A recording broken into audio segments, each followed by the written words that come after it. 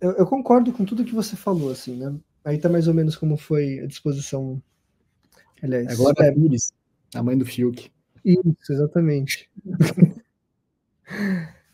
Tá aí mais ou menos a disposição dos dois times, né? Palmeiras de verde, o Porto tá de cinza, porque eu fiquei com preguiça de depois trocar pro azul. Mas eu concordo absolutamente, assim. Eu acho que. Teve algumas questões no Twitter, assim, né?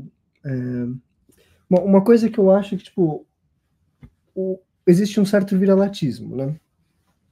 A sensação que eu tenho é que o Estevão, principalmente, o Maurício, eu acho que principalmente esses dois. Talvez, eu acho que o Giai não foi exatamente isso. Talvez pode até ter sido, mas eu chutaria que não. Mas principalmente o Estevão e o Maurício, parece que eles estavam vendo Jesus em cada um dos jogadores do Porto. E nem são grandes jogadores, famosos e nem nada, né? É uma coisa de tipo, cara, o Maurício não erra o tipo de passe que ele errou, não erra o tipo de chute que ele errou, né? E a gente vê que os outros jogadores, isso é até uma comparação com o Boca, né? A gente falou um pouco disso no grupo. O Boca foi o contrário. O Boca parecia que estava jogando contra o Godoy Cruz, sei lá, né? Quem são esses fudidos? Qualquer um, né? E eu senti que o Gomes jogou assim, o Rios jogou assim, ainda que tenha batido bastante, não sentiu o jogo, né? A frieza dele de driblar o zagueiro e de finalizar naqueles 3 chutes na cara do gol, né, que o Palmeiras teve, que inclusive o Estevão tirou o gol do Rios, né, na primeira tentativa. Então você tem o próprio Aníbal Moreno que jogou, né? Então os gringos, né, brasileiros, né, os gringos latinos que estavam no time do Palmeiras não sentiram o jogo, né? O próprio Everton foi muito bem, um jogador que já jogou a Copa do Mundo e de fato ele não costuma sentir jogo, né, o Everton. As falhas dele são muito mais umas bizarrices, né, do que sentir o jogo, né? Me parece. Agora, ao meu ver, né, como eu falei lá no final do jogo, tiveram questões táticas muito interessantes, né? E eu, naquele momento, achava que não dava para criticar o Abel, né? Até porque seria injusto da minha parte criticar ele se eu tivesse começado o jogo mais ou menos com o mesmo time, né? O que eu teria feito diferente se eu fosse o Abel Ferreira, né? E eu comentei um pouco lá. Seria ter jogado com 2 atacantes, né, num 5-3-2, ao invés de um 5-4-1, que foi como ele jogou, né? Na verdade, ele jogou num 3-4-2-1, né? Aqui, né, ele jogou justamente com 3 zagueiros, o Giai fazendo o terceiro zagueiro, uma linha de 4 aqui em cima, né? O Felipe Anderson e o Piquerez, Aníbal e Rios, né? 2 volantes e 2 alas. 2 meias, né? E aqui de fato o Estevão e o Maurício jogaram mais assim, né? E o Vitor Roque aqui como esse centroavante um pouco mais isolado, né? O Palmeiras jogou assim, exatamente espelhando o Porto, né? A diferença é que o Porto, aliás, diferença não tem diferença nenhuma, né? O Porto jogou exatamente assim contra o Palmeiras e vinha jogando assim, né? O que eu gostaria de ter visto nesse jogo do Palmeiras? Se, né, eu sou o novo técnico do Palmeiras, eu vou escalar o time. Eu jogaria com Flaco Lopes, e aqui eu já deixo claro que eu estou considerando que o Paulinho não tem condições de começar o jogo, Vitor Roque e Estevão. Né, esse seria, eu não tive a oportunidade de falar isso ao vivo antes do jogo, né? Se é que a live a gente acabou indo para outros lugares lá no Milênios, e claro, não era o objetivo falar de Palmeiras, mas era essa a formação que eu iria, né? Felipe Anderson, Piquerez, né? Aqui tô fazendo um pouco a meia-culpa, porque hoje eu já não acho que seja o caso de jogar com o Felipe Anderson na ala, eu vou explicar por quê, mas isso acho que só dava para entender pós o jogo, né? Mas, bom, voltando pro que o Abel fez e não pro que eu faria, né? Só rapidamente, por que eu faria isso, né? Porque num sistema de linha de 3 ou linha de 5, você jogar com 2 atacantes, né, aqui, você dificulta essa marcação. Porque numa hora que você sobe aqui, né, os alas sobem e empurram os alas deles para cá, e você recebe uma bola atrás dos volantes, o que aconteceu inúmeras vezes no jogo, porque é o que acontece quando você tem uma linha de 5, né? Os volantes acabam subindo um pouco mais, você fica no 1 para 1, né? Aí aqui é um passe em profundidade para a velocidade do Vitor Roque, ou um pivô aqui do Flaco Lopes, né, em tabela com o Estevão, você está na cara do gol, né?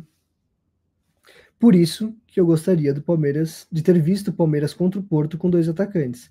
Ah, mas aí você diminui a marcação. Não é verdade, porque num momento defensivo, né, você teria isso daqui. Né, você teria o Estevão marcando um volante e o Flaco outro. Num outro ataque, o Estevão marca um volante e o Vitor Roque o outro. Ao contrário, você descansa um pouco mais um jogador, porque enquanto em uma defesa, né, um defende, o outro, e os dois têm qualidade para isso, os dois têm físico para isso, tanto o Flaco quanto o Vitor Roque, né?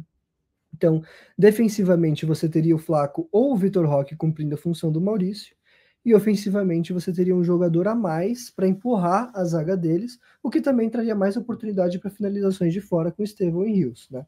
É assim que eu teria montado o time do Palmeiras para o jogo. Bom, de qualquer modo, né, não foi isso que aconteceu. O Palmeiras jogou, né, com um quadrado aqui, né, no meio de campo e um triângulo sobrescrevendo, Marco, como que fala isso? Um quadrado inscrito num triângulo, né, aqui. Dá para visualizar aqui, né? Sim, sim. Não me fugiu a palavra. Mas então foi assim que o Palmeiras jogou, espelhando o time do Porto, né? O que fez com que o jogo nos primeiros 20 minutos, meia hora, fosse bastante igual. De fato, o Palmeiras teve duas chances bem claras nos primeiros 10 minutos, né? O Vitor Roque teve um lançamento que ele não conseguiu chegar na bola antes do goleiro. Ele precisava ter se jogado naquela bola de alguma forma, né? Não se jogou, não fez o gol, nem finalizou. E o Vitor Roque perdeu aquele gol que também não podia perder. O Vitor Roque não, né? O Estevão perdeu aquele gol que de fato não podia perder. No segundo tempo, acho que a coisa muda um pouco, né? Eu nem queria entrar tanto no segundo tempo, porque no segundo tempo eu acho que passa pelo elenco do Palmeiras, que hoje é bastante superior ao do Porto, é fácil falar isso, né? O Palmeiras coloca o Alan, que é um grande jogador, ainda que seja um menino, coloca o Veiga, que aqui até ontem era o melhor meia do Brasil, né? Por mais que ele não esteja bem, ele é bastante decisivo, muito bom finalizador, e coloca o Paulinho, né? O Porto coloca um bando de Zé Ninguém e tira os principais jogadores do time. E realmente a questão física e técnica ficou muito clara no segundo tempo, né? O Palmeiras simplesmente amassou o Porto nos últimos 30 minutos e a bola não entrou por alguns motivos. Acho que o principal deles é a ansiedade e um certo viralatismo desse time que, né, não conseguia chutar uma bola, né, no ângulo. Aquela jogada dos 3 chutes, né, na mesma jogada ali dentro da área, para mim é o retrato perfeito disso.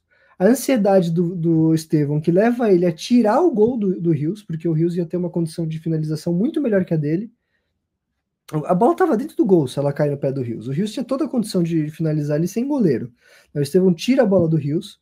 O Maurício, ele podia chutar em 70% do gol. Ele chuta em cima do goleiro, né, o que mostra ansiedade, né? E aí você tem o Rios, né, que é um retrato, é um resumo do jogo, né? A bola mais difícil cai no jogador mais calmo. E aí ele dribla o zagueiro, só que quando ele vai chutar tem 4 ou 5 na frente dele. E aí fica muito mais difícil de fazer o gol. Mas fala, Marcos. Só fazer um comentário. Nessas horas eu achei muito interessante, né, lá na live que vocês fizeram no canal dos meninos geriátricos. Teve uma hora que não lembro de qual jogador que eles estavam falando, que eles estavam falando assim, ele corre. Podia não pensar muito, mas ele corria, né? E no futebol tem isso. Ou você corre ou você pensa, né? E eu acho que, bom, fora o chute de Estevão, que ele, né, simplesmente chutou assim e errou, nessa jogada aí eu acho que foi um pouco essa questão principalmente do Maurício, né? Que ele pensou demais. Porque se ele só chutasse, né, não só chutasse, né? Ele deu uma clareada, né?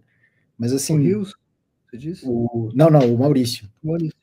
A segunda bola, né? Que ele vai chutar e daí ele chuta em cima do goleiro. Porque me pareceu um pouco isso em alguns momentos, assim. Que o time estava pensando demais, um pouco por essa ansiedade, um pouco por essa, não sei, né? Esse medo em relação ao time que eles estavam enfrentando. Então, talvez tenha faltado um pouco mais do que a gente viu no jogo do Fluminense, por exemplo, que é algo tipo assim, vão lá e joguem bola. Eu estava ansioso para ver sei que eu já estou mudando de assunto de novo, né? Mas estava ansioso para ver o time do Flamengo jogar, porque o Renato Gaúcho, ele é esse tipo de treinador que fala assim, vão lá e joguem, né? Joguem. Assim, de uma forma muito melhor que o Diniz, né? O Diniz fala assim, vamos lá, a gente se divirta e tudo mais, mas eu acho que eu sou um pouco anti-Diniz. Apesar de que eu entendo que ele tem os méritos, com certeza, né? Mas eu acho que o Renato consegue provocar um pouco mais isso, assim. E a gente já viu, de fato, o Palmeiras fazer isso várias vezes. Eu acho que não é uma questão assim, esse Palmeiras não consegue. O Palmeiras não é um time que consegue fazer isso. Consegue, por uma questão. E aí, assim, né, não querendo diminuir o peso do empate, né, da não vitória. Porque acabou virando isso, né? Virou mais uma não vitória do que o empate. E que propriamente